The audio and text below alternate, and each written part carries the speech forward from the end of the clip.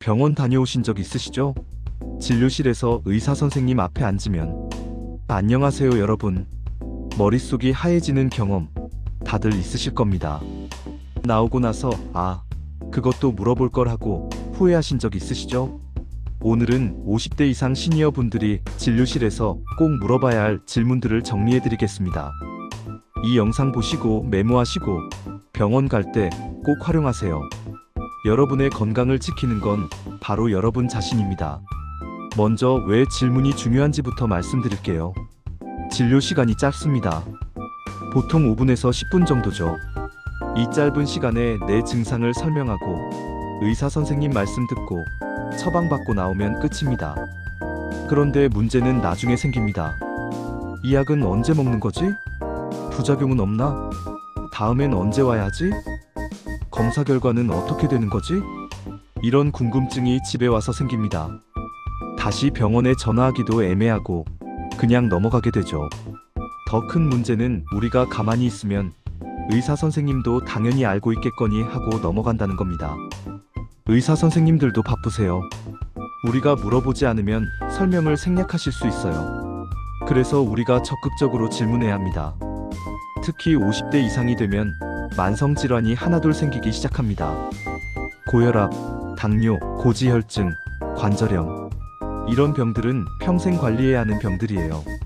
제대로 이해하고 관리하려면 질문이 필수입니다. 진료실 들어가기 전에 준비할 것들이 있습니다. 첫째, 증상을 메모하세요. 언제부터 아팠는지, 어떻게 아픈지, 하루 중 언제 더 아픈지, 무엇을 할 때 아픈지 이런 것들을 미리 적어가세요. 막상 의사 앞에 앉으면 긴장해서 잊어버리거든요. 둘째, 복용 중인 약 리스트를 가져가세요. 다른 병원에서 받은 약도 포함해서요. 약 이름을 모르면 약 봉지 사진 찍어서 보여드리세요. 이게 정말 중요합니다. 약들끼리 상호작용이 있을 수 있어요. 셋째, 가족력을 정리하세요. 부모님, 형제자매가 어떤 병을 앓았는지, 유전적인 요소가 있는 병들이 많거든요. 넷째, 질문 리스트를 미리 적어가세요. 오늘 제가 알려드리는 질문들 중에서 본인에게 필요한 것들을 골라서 메모해 가시면 됩니다. 다섯째, 보호자와 함께 가세요. 혼자 가면 의사 말씀을 다 기억하기 어려워요. 가족이나 친구가 함께 가서 들으면 훨씬 좋습니다. 자, 이제 본격적으로 질문들을 알려드리겠습니다. 먼저 진단에 관한 질문들입니다. 정확한 진단명이 무엇인가요? 이거 꼭 물어보세요. 의사 선생님이 병명을 말씀하시면 받아 적으세요.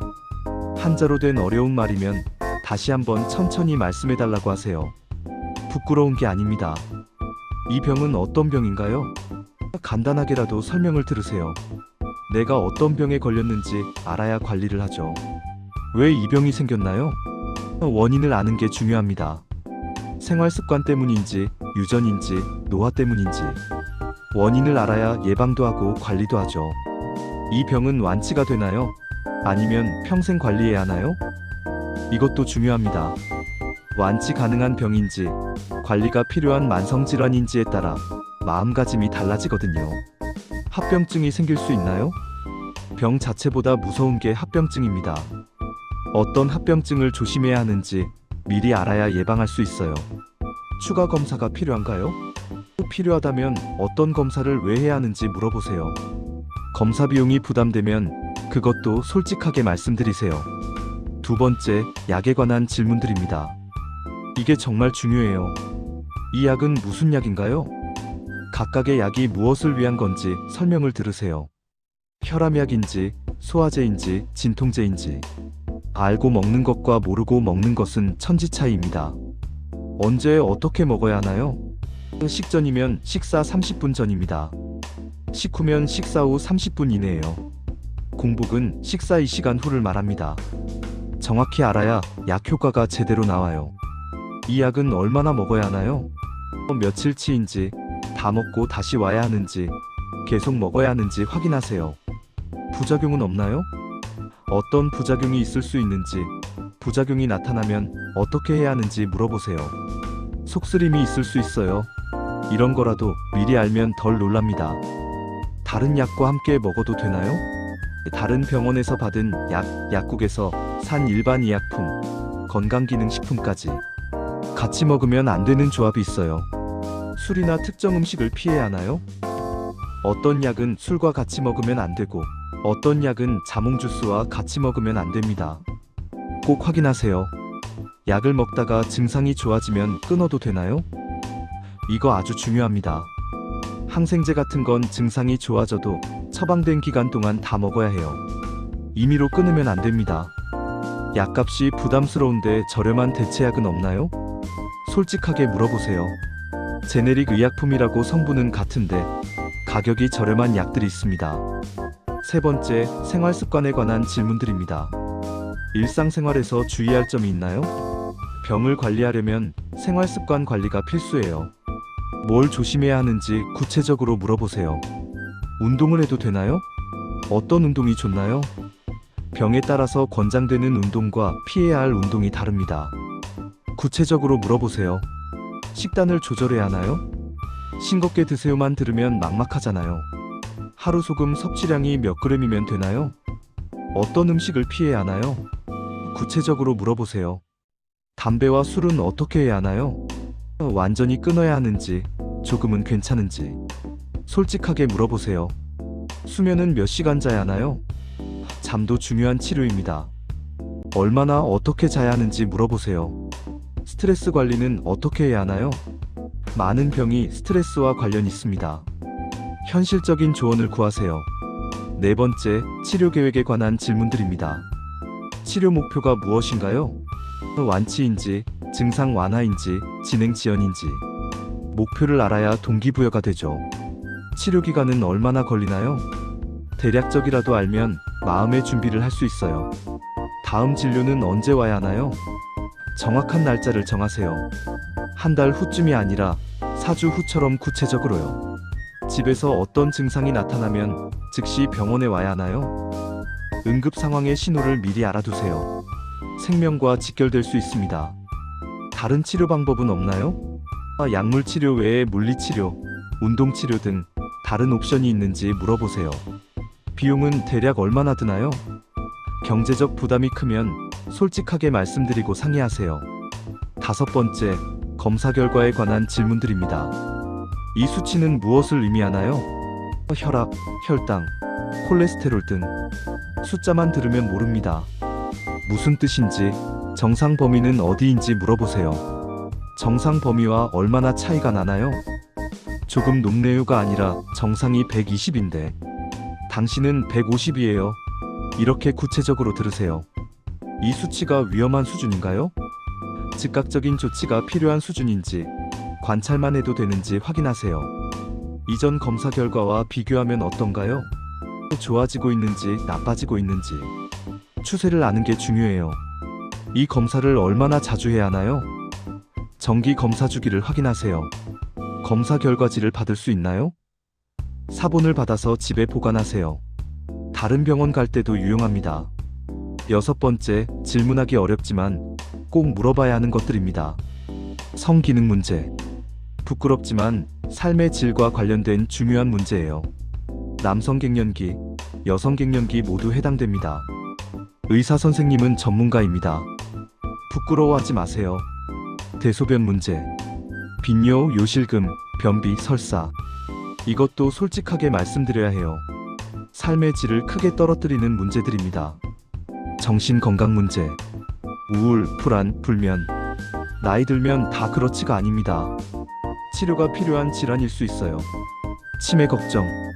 요즘 깜빡깜빡 하는데 치매 아닐까요? 걱정되면 솔직하게 물어보세요. 조기 발견이 중요합니다. 경제적 어려움. 치료비가 부담스러워요. 솔직하게 말씀드리면 의사 선생님이 좀 더 저렴한 방법을 찾아주실 수 있어요. 이제 질문을 잘하는 방법을 알려드릴게요. 첫째, 구체적으로 물어보세요. 좀 아파요가 아니라 오른쪽 무릎 안쪽이 계단 내려갈 때 콕콕 쑤셔요. 이렇게요. 둘째, 이해할 때까지 물어보세요. 네 하고 나왔는데 사실 이해 못했으면 소용없어요. 죄송한데 한 번 더 설명해 주시겠어요? 당당하게 물어보세요. 셋째, 의학 용어를 쉬운 말로 바꿔달라고 하세요. 그게 쉽게 말하면 어떤 건가요?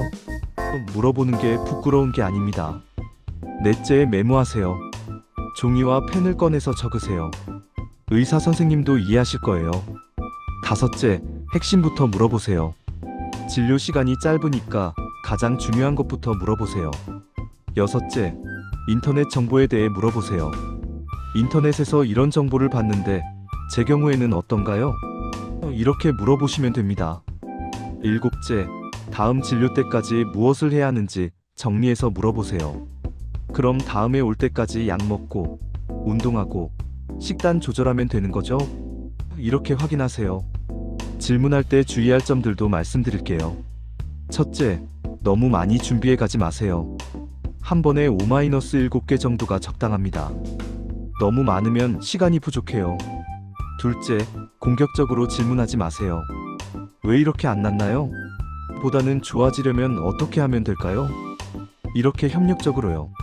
셋째, 다른 의사 이야기를 꺼내지 마세요. 다른 병원에서는 이렇게 했는데요 보다는 이런 방법은 어떤가요? 이렇게 물어보세요. 넷째, 진료 시간을 존중하세요. 다른 환자들도 기다리고 있어요. 시간이 더 필요하면 다음 진료를 예약하세요. 다섯째, 응급실이 아니면 응급 질문은 하지 마세요. 예약 진료는 예약된 주제에 집중하세요. 오늘 말씀드린 질문들 다 외울 필요는 없습니다. 이 영상을 저장해 두시고 병원 가기 전에 다시 보면서 본인에게 필요한 질문들을 메모해 가시면 됩니다. 기억하세요. 질문은 여러분의 권리입니다. 부끄러운 게 아니에요. 내 건강을 지키기 위한 필수적인 행동입니다. 의사 선생님들도 환자가 자기 병에 관심 갖고 적극적으로 참여하는 걸 좋아하세요. 선생님 바쁘실 텐데 이런 생각하지 마세요. 질문하는 게 의사 선생님 일을 방해하는 게 아니라 도와드리는 겁니다. 환자가 이해하고 협조해야 치료가 잘 되거든요. 다음 병원 가실 때 오늘 배운 질문들 꼭 활용해 보세요. 여러분의 건강은 여러분이 지키는 겁니다. 질문하는 환자가 건강한 환자입니다. 오늘 영상이 도움되셨다면 좋아요와 구독 부탁드립니다. 어떤 질문이 가장 유용했는지 여러분만의 팁이 있으시면 댓글로 공유해 주세요. 다음 영상에서 또 만나요. 건강하세요.